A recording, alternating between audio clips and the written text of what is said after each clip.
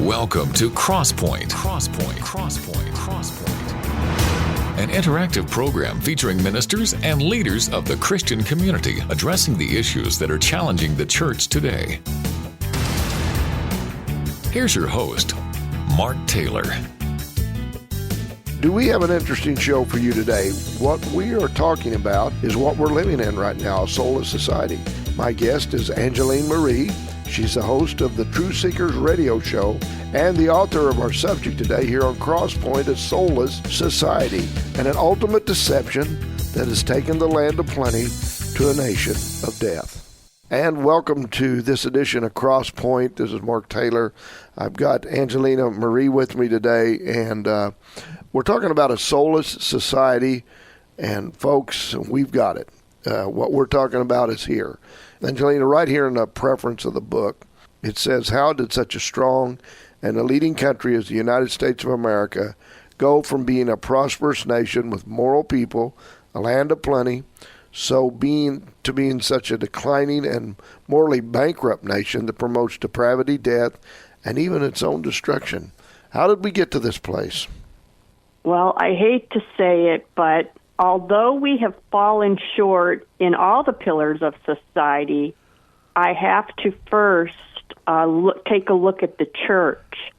I think the church needs to take the responsibility because they have failed. And maybe a lot of pastors out there won't agree with me, but if the church doesn't set the stage for a moral foundation within the society in which it should be thriving, and it muzzles itself, then this is what we get. This is the product of that muzzling. And so in the book, I think one of the most important chapters addresses the church and the government and the interplay between the both.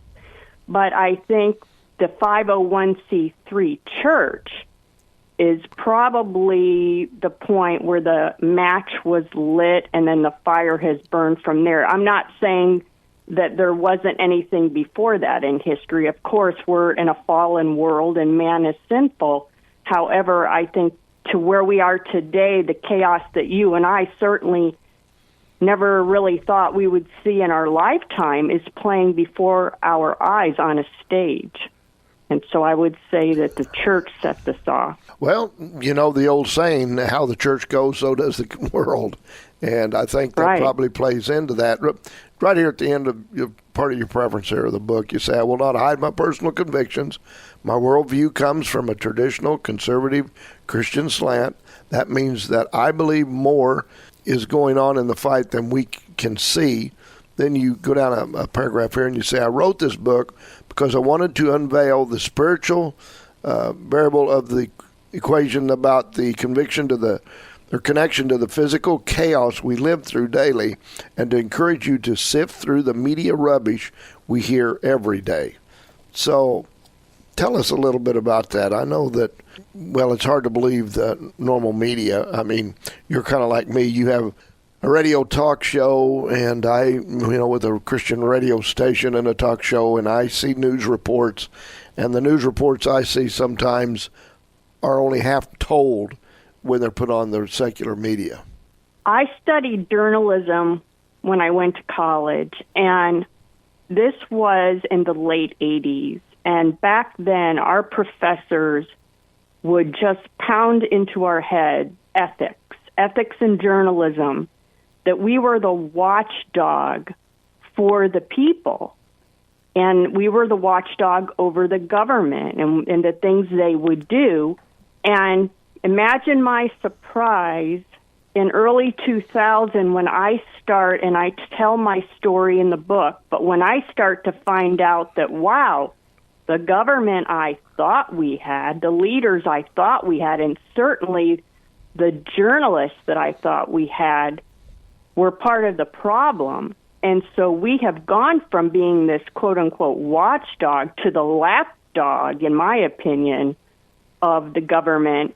Not only are we covering up their dirt, but we're now part of that dirt, and that is so not what I learned. And I can't even imagine what they're learning in journalism school today. But the other thing that I I wanted to do with this book is that people that maybe don't even have a spiritual foundation and they're more, talking about politics, I wanted to show them that this is a spiritual fight. All this craziness isn't just in the physical world. It's manifesting in the physical world, but I wanted to show them, or at least get them to think that it's all stemming from a spiritual warfare that is going on that we maybe don't see.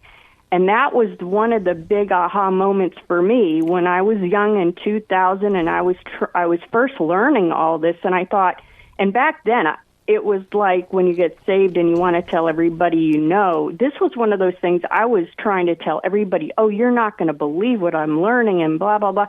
And people looked at you like you were nuts back then. But I got to tell you, I think finally after all these years and a couple decades, when you tell people this now, they don't look at you like you're so crazy anymore. They actually perk up and listen. And that's the hope I have, is that people are actually starting to open their eyes, and that veil is being removed. And I think people are now more open that there is a spiritual warfare going on. Now, with you saying that, I think sometimes one of the things that triggers this is the mob. That it's the spiritual part of it. When you see the mob rule like what we've been experiencing over the last few years, especially when Donald Trump was in office, or even referred to, by the way. But in chapter 1, you tell what you were just talking about, your story a little bit. And towards the end of chapter 1, you talk about what is wrong with the pure democracy. And you say, I referred to democracy earlier as mob rule, or the majority of the day, meaning if the majority that rules is no longer the people doing good moral ethics, respect for others, trustworthiness, integrity, could end up in a society being run by a mob. Well, number one, we don't have a democracy, do we? Correct. And that, my point was, in the book and in that chapter, I talk about how even people in high places in government keep calling us a democracy. The journalists call us a democracy. And so I try to go and sort of show the reader why we were never meant to be a democracy, and that democracy isn't necessarily the government you want, because if the mob that's in charge is the mob you don't want, you're going to have no representation in government. So it just depends on who is the mob that's ruling in your day. Is it the mob you agree with or the mob you don't agree with? And that's why democracy in and of itself, I think, could be dangerous. But because they've brainwashed us over and over about, Trump is going to ruin our democracy or whatever, I think people need to realize the type of government we were really supposed to have, which would be a representative in office that represents you in the republic. And that's the way it was supposed to be. But I think they've slowly, like everything else, they've tried to pervert that as well. And that's kind of why I thought that would be important to bring up early in the book so that people could see that difference. Yeah, and we've kind of got, I guess what they call a theocracy. Maybe it's more what we lean towards. But in chapter 2 of the book, you talk about government and the church.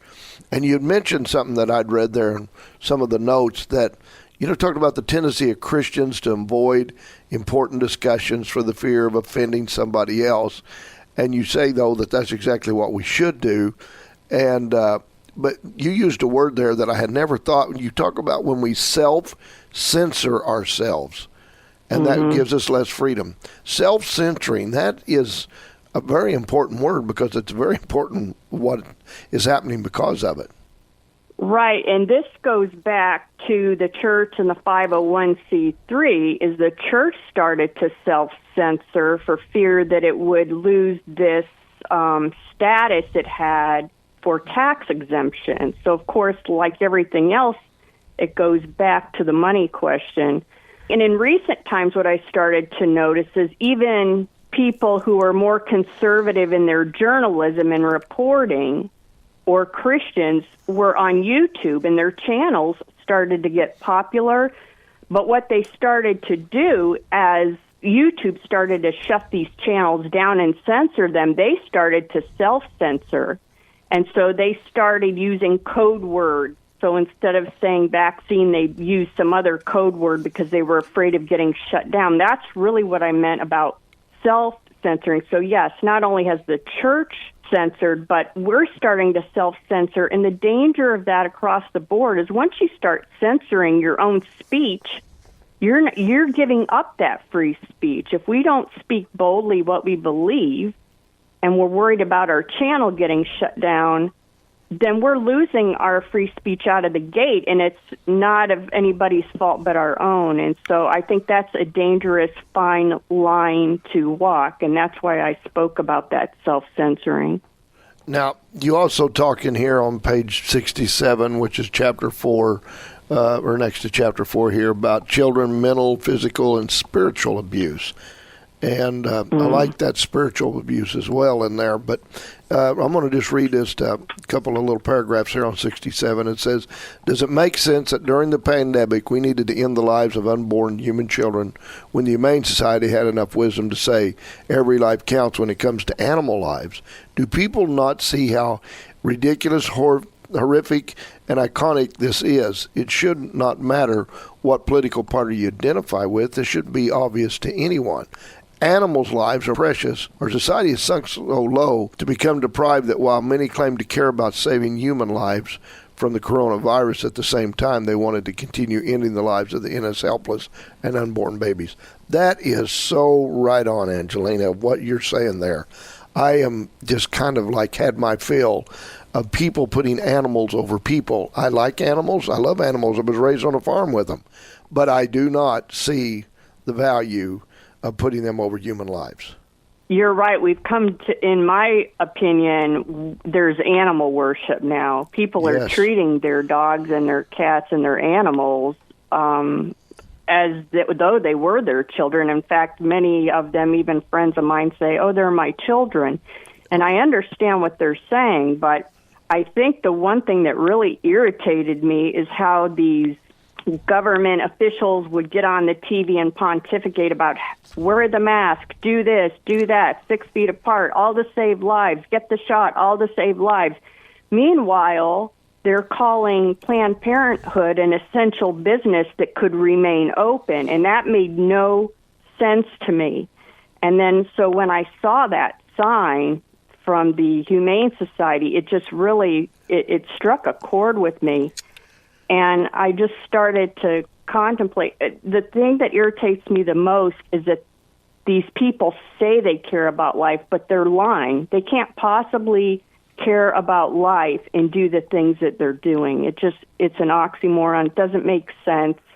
And I was calling them out on it because I'm so tired of hearing, oh, it's for the children. It's so that the children are safe, that we don't have guns. It's for the children that we don't do this or do that. And I'm sick of hearing it because those are the same people that are all for abortion. And now it's not just the first trimester. Now they push it further and further along. And so I just felt like that was something that needed to be said. And so that was part of the chapter on children. I also talked, as you know, about the educational system and the social justice and the transgender issue. That's another whole moral thing that just irritates me. Yeah, and we're going to jump into that as well. Now, if somebody was wanting to pick up a copy of this book, Soulless Society, The Ultimate Deception That Took the Land of Plenty to a Nation of Death, how would they go about doing that? The easiest way is to go to the page for the book. It's soullesssociety.book.com, soullesssociety.book.com, and you can link to different retailers from that page. And I just want to say, in case I don't get a chance later, all the proceeds for this book go to a nonprofit that I chose called Shatter Ops, started by Christian man Russ Dizdar, where they help trafficked victims, rescue, and then rehabilitation. And so all the proceeds that I get go to that nonprofit. All right, folks, stay with us. We're going to have more right after this. Hi, I'm Sue Taylor, and I host the Faith to Live By podcast, available from the Sky High Podcast Network. Are you looking for a little spiritual pick-me-up as you begin your day? Each weekday morning, I have a short devotional thought to get you going and give you something to reflect on as you go about your day. Faith is not just something you need when you get saved. Faith is something you live by. Look up Faith to Live By with Sue Taylor wherever you get your podcasts and subscribe today. This is Mark Taylor. If you miss a broadcast of Crosspoint, you can always go to our website at www.kneo.org and click on the programs page. There you can access the current Crosspoint program as well as the last 4 programs that have been aired. Never miss another Crosspoint program again. Go to www.kneo.org today.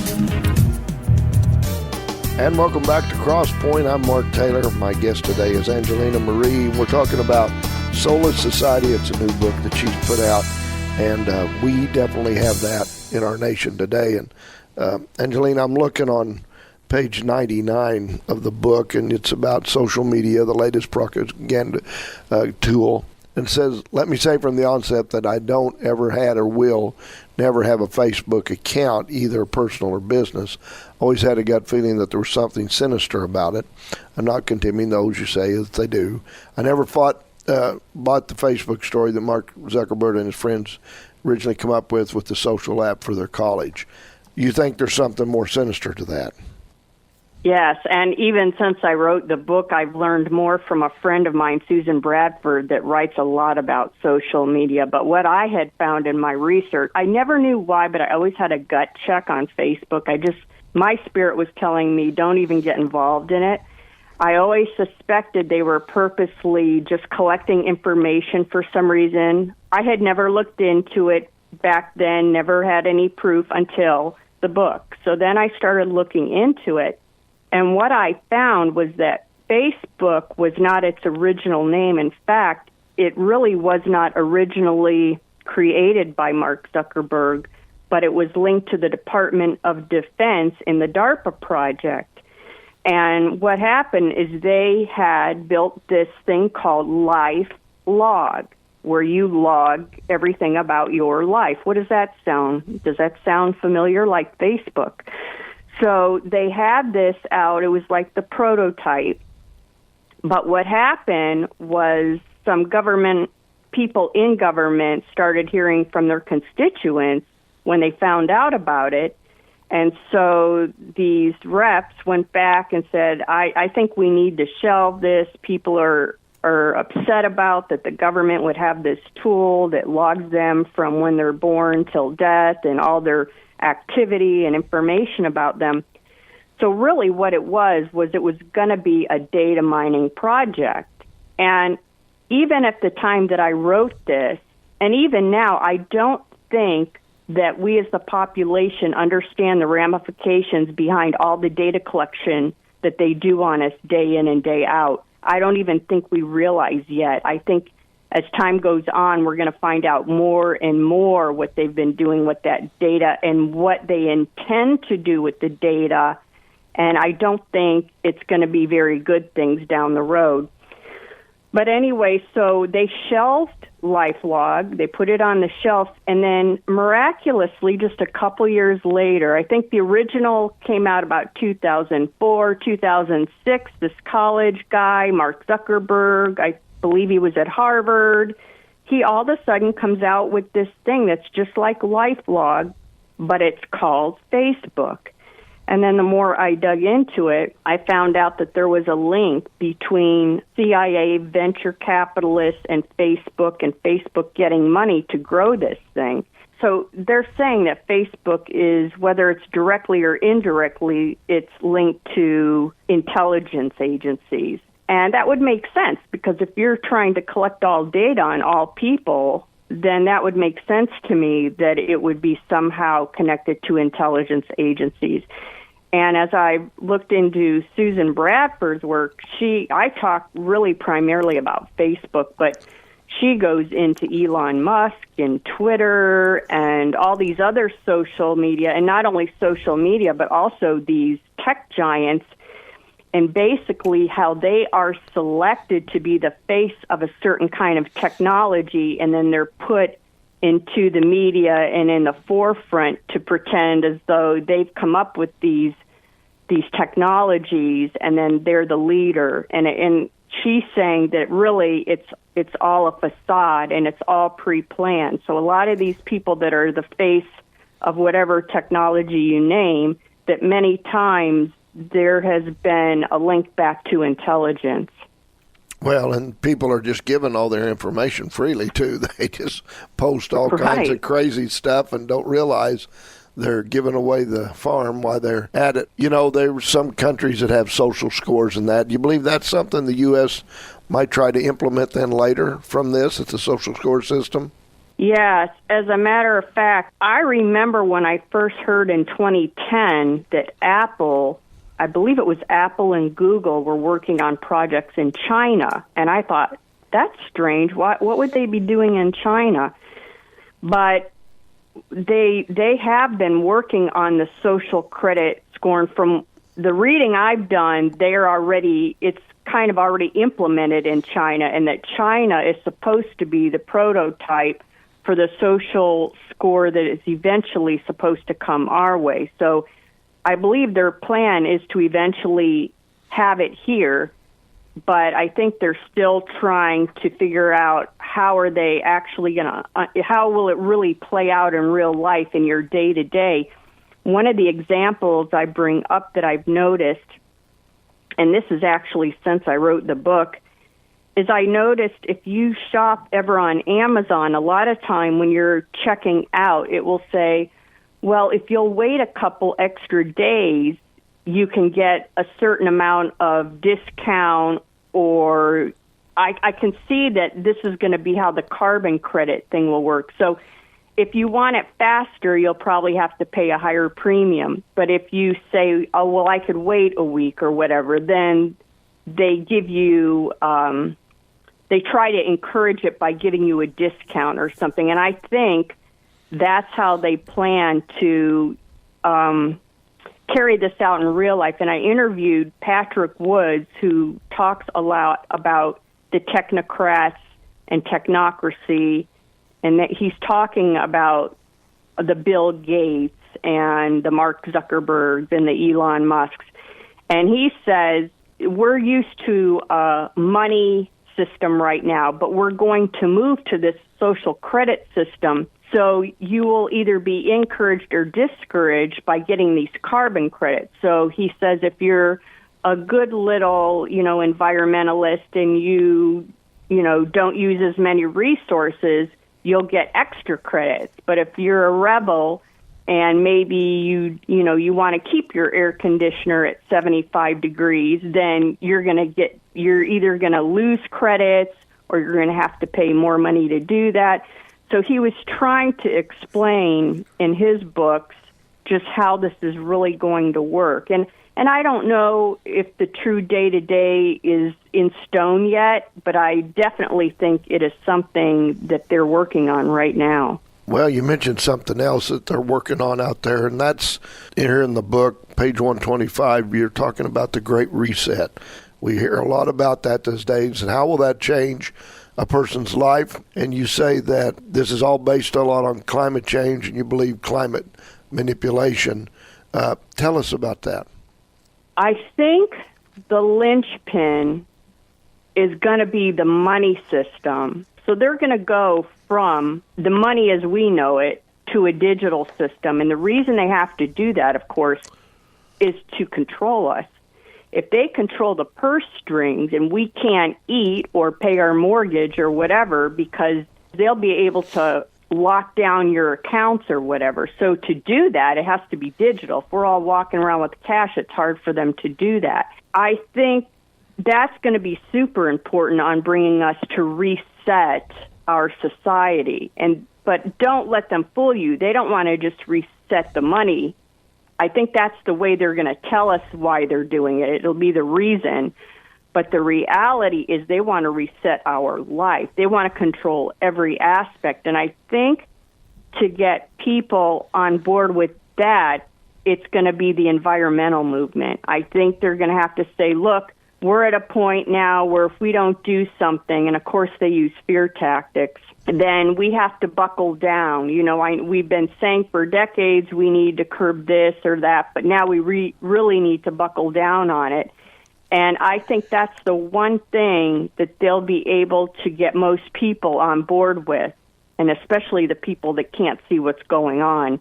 They're going to have people saying, well, if you don't stop using all these resources and you don't buy an electric car, you're going to be at fault for ruining our environment.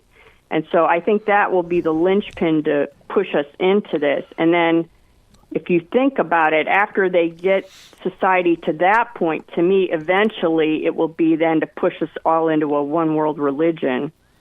Yeah. So it's got a lot of different pieces to it. It's not really cut and dry, but those are the biggest things that I think they're going to use to push, because they have to get most of the population on board, just like they did during the pandemic. They had to get most of the people on board with all of these things.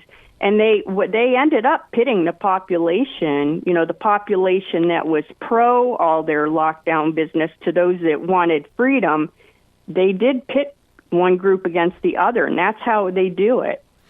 Yeah, there's no doubt about that. Now, you dive off into a lot of different things here in your book. I'm looking page 170. You're talking about some transhumanism, talking about it being the final frontier, and you say all the pieces of the information I discussed so far in this chapter is, in my opinion, the stepping stones to bring us to the spiritual battle was about coming up. So this is leading to a spiritual battle, but we went from, I mean, look over the last few years, we went from the LGBTQ, well, just started out the gay lifestyle, and look at all the things that's been added to it since then, and they're not stopping. They just keep adding another one. Right. The LGBTQ, and I talk about this in the children chapter, I talk actually about eugenics first, and I explain how Margaret Sanger thought certain groups of people were, she called them human weeds. She really didn't think they deserved to even be alive, which is P.S. why she designed Planned Parenthood.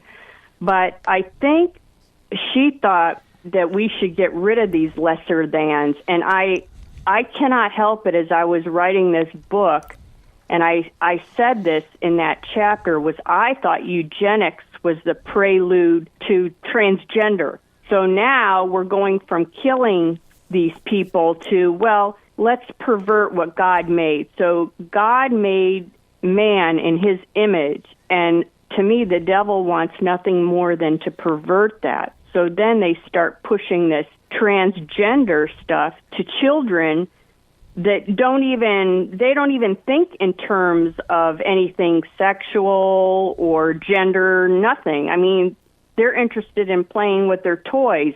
But here we are putting this into their minds at such a young age. What I'm trying to say is the devil is trying to change the human or the creation of man that he made.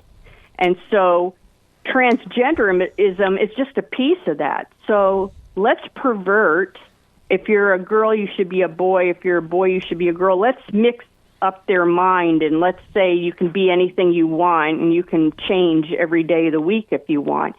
But to me, transgender then is the next step. But then the next step higher than that is transhumanism. And I believe transhumanism is where they really want to go, and that's completely changing our DNA, completely perverting and removing the man that was created in the image of God. And I think that's what transhumanism is really about. Now, they will use many different excuses to get there, like, oh, well, you know, we're going to use this technology because somebody that is paralyzed and can't walk, you know, we should use this technology and then they'll be able to walk. And that all goes to the AI stuff. And so I think AI will be very instrumental in bringing the transhumanist goal into fruition. Yeah. I know I've said a lot there, but... Yeah, that's all right. So, hey, there's a lot in the book here. And so how would people find out more about the book? Tell them again, The Soulless Society. SoullessSocietyBook.com, SoullessSocietyBook.com.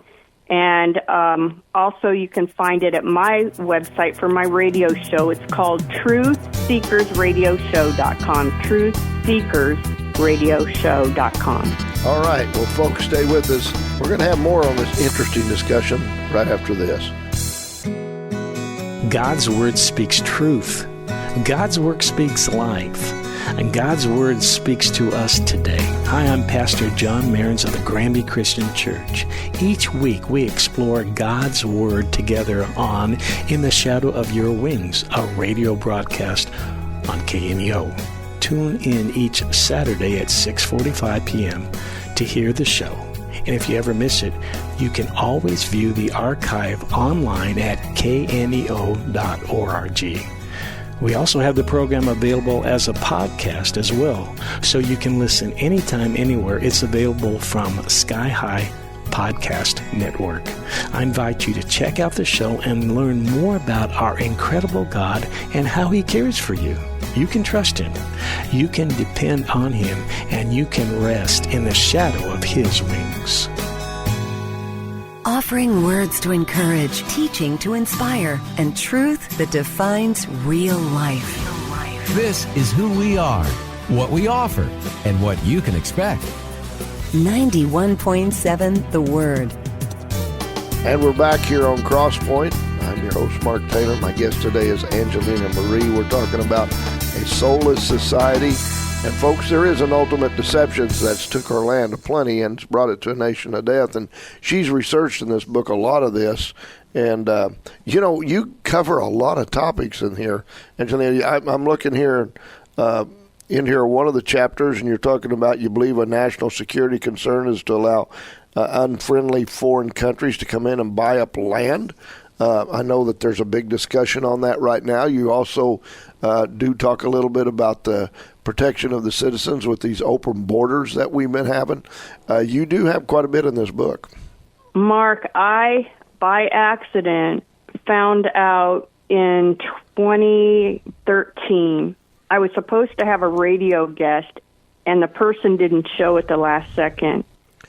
And I just ended up doing a show by myself on some research. I was researching something. I don't even remember what it was. And I stumbled on an article, a news article about China and how we had Chinese enclaves in some of our cities in the U.S. Now, this is in 2013, and I had never heard about this. So I started digging more and more.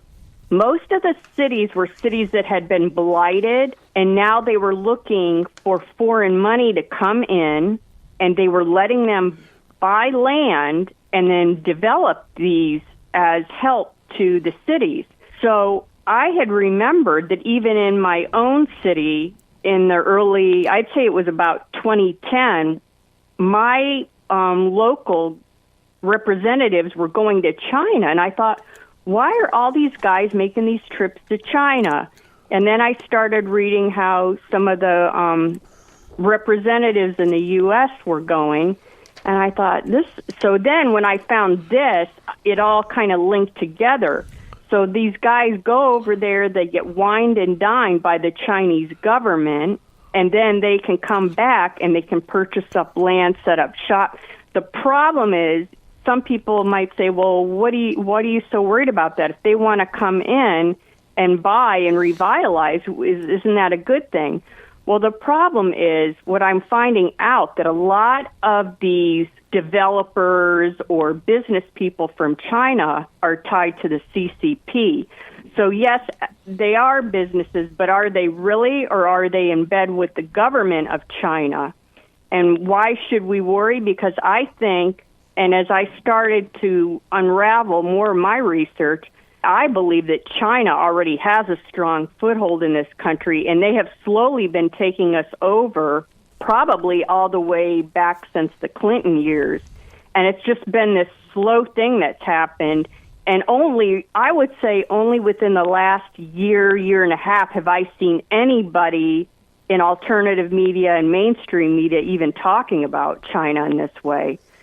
So they buy a property. They're in many of the major universities, which if you read the book, I name those universities. They're in our oil and gas. They have local police stations. They've bought up a lot of our technology, telecom. They have their own telecom in this country. Now you're hearing how they're buying up farmland.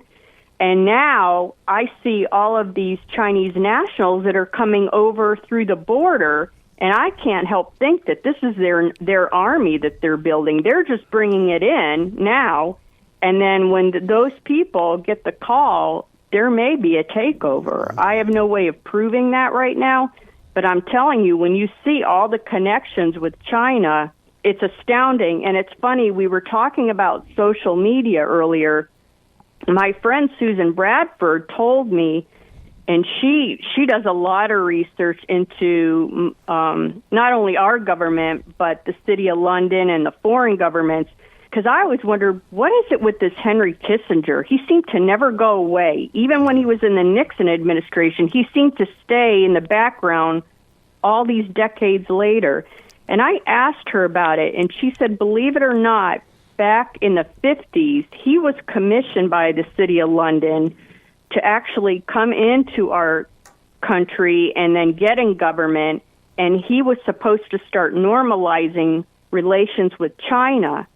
And that was just so astounding to me. So this was the plan all along. She said that the City of London builds up countries and tears them down. And right now we're acting as the war arm for the City of London, but now they're trying to remove us from the most rich nation, most powerful nation, and they want to put China in our place.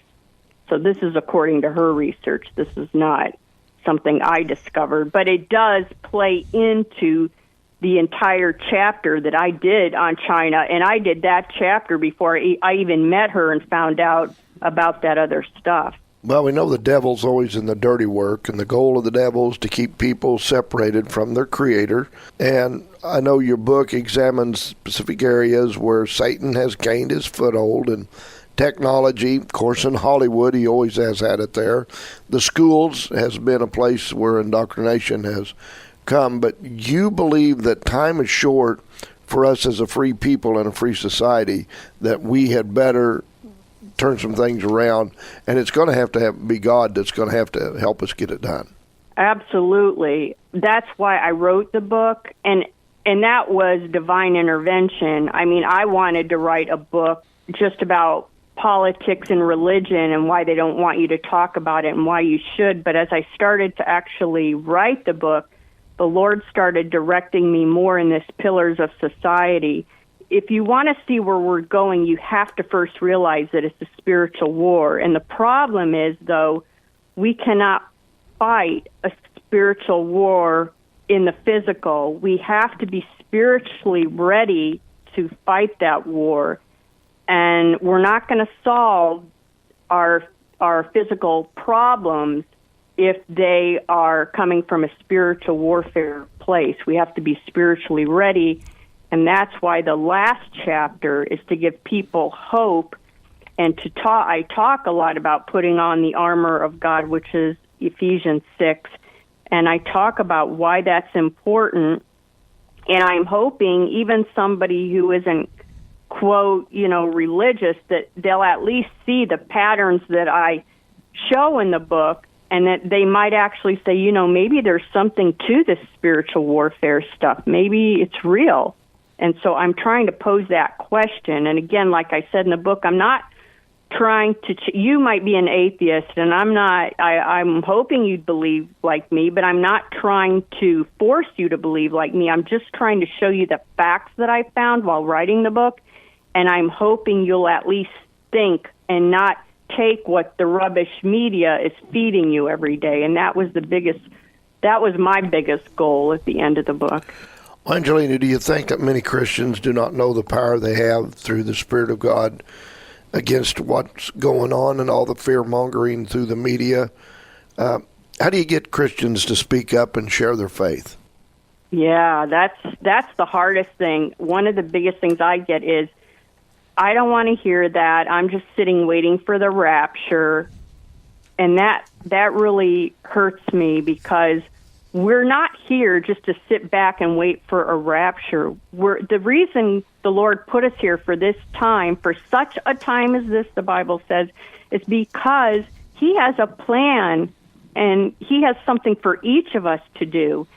And I say all the time, it doesn't mean that you have to write a book or go on a speaking tour or anything big. It can be just as small as take what you learn and share it with people. Let people know what's going on. That's why I started the True Seekers radio show, was just to let people know what was going on. But it doesn't have to be anything that big. I mean, it can be just what you learn, tell your neighbor, and try to get them interested in to see what's going on. And I'm hoping that even if you buy the book and you know most of what's in the book, is that you would read it, but then you would pass it on to somebody who you think know. Like, I meet people every day that they know something's wrong. Like, they can pick it up. They feel it in their gut. They know this chaos is not normal. Something is wrong, and yet they can't quite put their finger on it. And that's really who I hope this book will wake up. Yeah. So you are kind of argue that our country's lost its spiritual foundation. What is it going to take for us to get that foundation back and solid again? Unfortunately, it's probably going to take something terrible that happens in our society before people will turn back to the Lord or know the Lord for the first time. It just seems like people in general, when everything's prosperous and going well, they just kind of go day to day and don't care. But now we've rotted to the point where, to me, it's just a matter of time, and something's going to happen, and that, hopefully will be something that wakes people up to move and do something. But until that time, unfortunately, I think people are just too fat, happy, and comfortable. Yeah, I would agree that too. Speak to us a little bit, because I know you mentioned it in several places here in the book. You talk about the theories that's taught in our public schools. Are we going to have to pretty much get ourselves out of some of these places, because that's a real big place of indoctrination, our colleges and everything else? Yeah, to me, if you are a believer, I can't see how you would keep your child in public school. Now, obviously, that's not for me to decide, but I think there's other options. There's homeschooling groups that are like-minded, that are doing things, especially since the pandemic, because I think a lot of parents were awakened to what their kids were learning in school, whereas before they didn't know. There's Christian schools. There's different options you can do, and I think there's even a lot of homeschool programs where you don't need a group of people, that you can just kind of subscribe and kids can learn from home. But I do think that it's something we need to remove ourselves from, because if they're not even teaching reading, writing, and arithmetic anymore. All they're teaching is social justice. There's no moral foundation. There's no morals anymore. And so they've become indoctrination centers. And so if you're a parent, to me, those children are your responsibility, and it's just something that you need to change, because you're going to be held accountable for that someday. People look at the situation we've got going on. They see all these things happening. We know it's there. It seems sometimes a little bit hopeless. What are you going to do? So what are some of the practical things that a person can do? I know you address that here in the book, to kind of get us above that. Well, the only thing I can tell you, and like I said, I addressed the spiritual component in the last chapter, but I just think we need to look at the little difference we can each make in our everyday life. Our hope is in the Lord Jesus Christ. I mean, that's my hope. I know certain things are going to transpire because the Bible talks about that. But I think we need to look up instead of looking so much at, the political side of this and who's running and who's a good guy and who's a bad guy, because those characters are going to change, and it seems like every time you think you got the right guy in office, it never changes. It's how has it gotten worse if these were all, these were the people that were supposed to change everything for the better. So I think we need to really just focus on the Lord, focus on doing the best we can within our family and our circles and our communities. I mean, that's the best advice I can give, but always don't lose hope, Well, we've been talking with Angeline Marie about Soulless Society. That's a book she's put out, The Ultimate Deception That Took the Land of Plenty to a Nation of Death. And again, Angelina, tell people how they can find out maybe more about your broadcast that you have there with True Seekers Radio, and also this book and anything else you've done. Yeah, I have a website, trueseekersradioshow.com. I have a Rumble channel where you can actually watch some of the interviews I've done for the radio. I've been doing video audio now so that I can put them on Rumble for later play. So if you go to rumble.com and you type in True Seekers Radio Show, I have a Rumble channel, and you can see my interviews. And then again, for the book, it's SoullessSocietyBook.com, SoullessSocietyBook.com. And you can reach me through my website if you have any questions, or somebody who you'd like me to interview. So, yeah, that's about the extent of my online presence. All right. Well, thank you so much for taking time to be with us today here on Crosspoint. Thank you so much, Mark. I appreciate your time, and God bless. Well, folks, I felt like that was a good interview today, and it sure does make us think, doesn't it, of what's going on out there in the world. And I'm glad there's people out there like Angelina that want to come out and make things a little bit noticeable to people, and is willing to write a book and to talk and to get on the radio and discuss these things. But everything we talk about comes from the book I have on the other hand, the Holy Bible. Folks, we got to stay rooted there. That's where everything is, our solid rock, our foundation of everything we do. And this Bible, it's never outdated. It's the inspired words of God. It contains the most important words you're ever going to read and certainly ever follow. Be sure to join us again next time as we again discuss issues that are affecting the church. Have a great week. Allow God to use you for His purposes so that greater things can be done. Make your life count in God's plans for eternity. I'm Mark Taylor. Crosspoint is a program produced in Studio 101 at KNEO Radio. Not all of the views on Crosspoint reflect those of the management or staff of KNEO. You may contact the Crosspoint program at 10827 Highway 86 East, Neosho, Missouri 64850, or by email crosspoint@kneo.org. You can hear Crosspoint 4 times a week, Saturday morning at 1, Saturday afternoon at 2, Saturday evening at 9, and Sunday evening at 7. You can also listen anytime online at kneo.org. Harper's Kennel of Stella, Missouri is proud to be sponsoring this portion of broadcasting on KNEO. Owned by Judy and Danny Harper, Harper's Kennel of Stella, Missouri specializes in French Bulldogs. For more information, the phone number is 417-628-3083.